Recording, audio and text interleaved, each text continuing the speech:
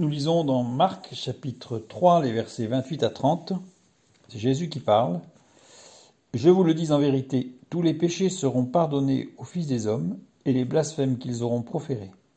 Mais quiconque blasphémera contre le Saint-Esprit n'obtiendra jamais le pardon. Il est coupable d'un péché éternel. Jésus parla ainsi parce qu'il disait « Il est possédé d'un esprit impur ». Ce sont des versets et des propos de Jésus qui peuvent faire peur, en fait, avec toujours cette ombre qui peut planer au-dessus de nous. Et si jamais, c'est comme le texte il dit, le péché contre le Saint-Esprit, ce qui est la même chose ici. Alors nous allons regarder quelques points qui me semblent essentiels. Je vous le dis en vérité. Le terme traduit par en vérité, c'est Amen. Donc je vous le dis Amen, littéralement. Amen vient de l'hébreu Amen. Et Amen en hébreu est très peu employé dans l'Ancien Testament. Il n'est employé que 30 fois. Alors que Amen en grec dans le Nouveau Testament, qui n'est que la transcription du Amen hébraïque, 130 fois. Donc beaucoup plus souvent. Mais dans les deux parties de la parole de Dieu, l'Ancien et le Nouveau Testament, il y a trois usages distincts. On trouve Amen en début de phrase, comme dans 1 Roi 1,36 ou dans Apocalypse 22, 20. On trouve Amen isolé ou détaché, dans Néhémie 5,13 ou dans Apocalypse 5,14, ou on le trouve en finale d'une phrase, dans les psaumes tout particulièrement, ou dans ce qu'on appelle les doxologies, c'est-à-dire les formules de louange employées dans la liturgie chrétienne. Et en général, c'est en fin d'une prière. Apocalypse 3,14, nous lisons. Ainsi parle celui qui est l'Amen, le témoin fidèle et vrai, le principe de la création de Dieu. Nous savons ici que l'Amen, c'est le Fils de Dieu. C'est Jésus-Christ, Fils de Dieu, on le voit dans l'Apocalypse, chapitre 3, verset 21. Par ailleurs, dans l'Épître aux Romains, il nous est dit, c'est de lui, par lui et pour lui que sont toutes choses. À lui la gloire dans tous les siècles. Amen. Nous avons trois parties. C'est de lui, c'est-à-dire qu'il est avant toute chose, comme il est écrit dans Colossiens 1,17. Il est en début de phrase. Par lui, en Hébreux 1,3, nous lisons, il soutient toute chose par sa parole puissante. Il est là, dans toute action. Il n'est pas là qu'au début de l'action, il est là pendant l'action. Et enfin, pour lui, il est le but de toute chose. Il est en fin de phrase. Et en plus, Amen, c'est le dernier mot de la Bible, dans Apocalypse. Apocalypse 22, 21, que la grâce du Seigneur Jésus soit avec tous. Amen. Vous allez me dire, oui, mais dans ma Bible, il n'y a pas écrit Amen. En effet, la Nouvelle Vulgate l'a supprimé. Révision du XXe siècle Vatican. Vatican qui a révisé la Vulgate au XXe siècle, le siècle dernier, il n'y a pas très longtemps. Supprimer le mot Amen d'Apocalypse 22, 21. La Vulgate de Jérôme de Stridon l'a conservé par contre. Mais les traductions vernaculaires l'ont supprimé. C'est-à-dire les traductions vernaculaires dans les langues courantes de chacun, des différents peuples, basées sur la Vulgate de Jérôme de Stridon, eux l'ont supprimé. Par contre, tous les anciens manuscrits l'ont. Pourquoi ? Eh bien, c'est très important en fait. Parce que le fait que ce soit Amen en finale nous montre que c'est fini, c'est la fin. La révélation est révélée, c'est fini. On ne rajoute plus rien, c'est la fin. Donc tout ce qui va venir après, c'est-à-dire en particulier les livres apocryphes qui vont être rajoutés, viennent après le Amen final. En plus que la première lettre de la Bible, qui est un beit en hébreu, qui sorte de parenthèse qui s'ouvre, qui est écrite plus grande, eh bien en fait la parenthèse s'ouvre dans Genèse chapitre 1, verset 1, et la parenthèse se ferme dans Apocalypse 22, verset 21. Il n'y a rien à rajouter. C'est ce qui est écrit. Je reviens sur Amen. Je vous le dis, Amen. Amen, ici, en hébreu, c'est la racine commune des trois mots qui désignent ou qui définissent même la foi. Trois mots, Emouna, Emoun, Emet, on y retrouve la racine Amen. Emouna, lié à l'écoute dans le dialogue. Emoun, lié à la prise de parole dans le dialogue. les deux étant évidemment complémentaires, puisque dans un dialogue, il y en a un qui parle, il y en a un qui écoute. Mais si c'est un dialogue, ça veut dire que on échange les choses.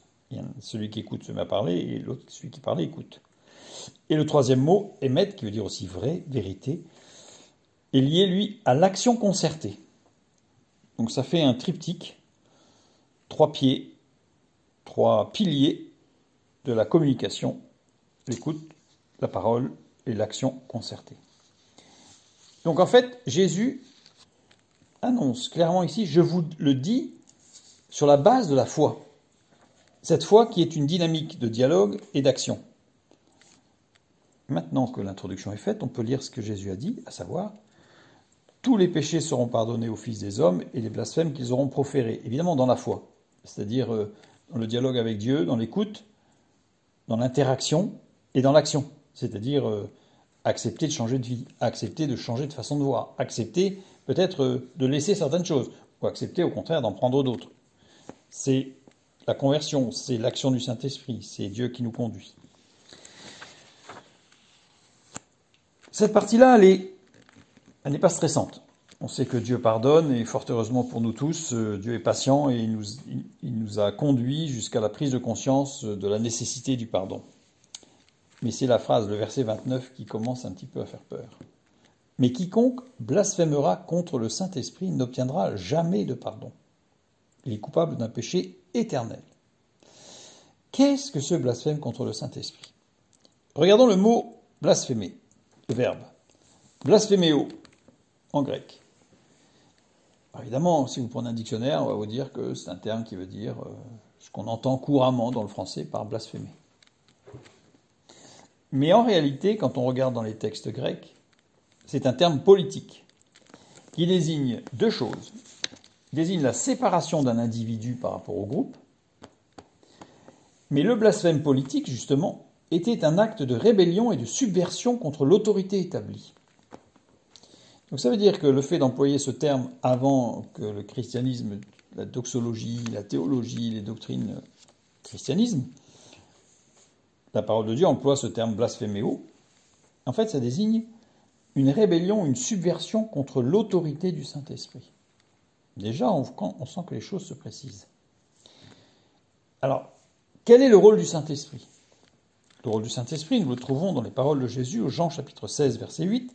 « Et quand il sera venu, parle du Saint-Esprit, il convaincra le monde en ce qui concerne le péché, la justice et le jugement. » Voilà. Le rôle du Saint-Esprit, c'est convaincre de péché. Blasphémer, au titre de blasphéméo, je ne dirais pas dans le sens du français courant, mais dans le sens grec du Nouveau Testament, blasphémer contre le Saint-Esprit, c'est poser un acte de rébellion ou de subversion contre le Saint-Esprit, c'est-à-dire refuser ou rejeter la conviction de péché. Et là, les choses deviennent évidentes. Si je rejette la conviction de péché, je ne peux pas être pardonné. C'est, je dirais presque, le seul péché qui ne peut pas être pardonné. Tant que je refuse de reconnaître que je suis pécheur, je ne peux pas être pardonné du fait d'être pécheur. Parce que la porte pour être pardonné, c'est de demander pardon. Donc si je refuse de demander pardon, je ne suis pas pardonné. Il y a plusieurs textes, d'ailleurs, dans la bouche de Jésus, et même dans les épîtres de Paul ou de Pierre, qui nous présentent en fait la nécessité de pardonner. On a deux exemples dans la parole de Dieu de personnes, on a plusieurs exemples, mais on a deux exemples opposés de personnes qui se sont laissées convaincre par le Saint-Esprit. Dans Actes chapitre 2, le verset 37, après avoir entendu ce discours, ils eurent le cœur vivement touché, et ils dirent à Pierre et aux autres apôtres, « Hommes frères, que ferons-nous » Donc là, on a des gens qui se sont laissés toucher. Et on a un autre passage, dans Jean chapitre 8, le verset 9, au contraire, de gens qui ne veulent pas se laisser toucher. Quand ils entendirent cela, accusés par leur conscience, ils se retirèrent un à un depuis le plus âgé jusqu'au dernier. Et Jésus resta seul avec la femme qui était là au milieu. Vous allez me dire, oui, mais ils ont écouté. Non, mais ils ont été accusés par leur conscience. Mais ils auraient dû aller voir Jésus en disant, mais maître, que devons-nous faire? Ils se sont éclipsés pour ne pas avoir à se remettre en cause. Tout simplement. Et ici, j'aimerais regarder d'un peu plus près, en quelques secondes, le mot conscience ici, accusé par leur conscience. Suneidesis, en grec, qui veut dire littéralement une connaissance qui nous accompagne. Donc, accusé par une connaissance qui les accompagnait. Cette conscience, elle elle possède 3 composantes.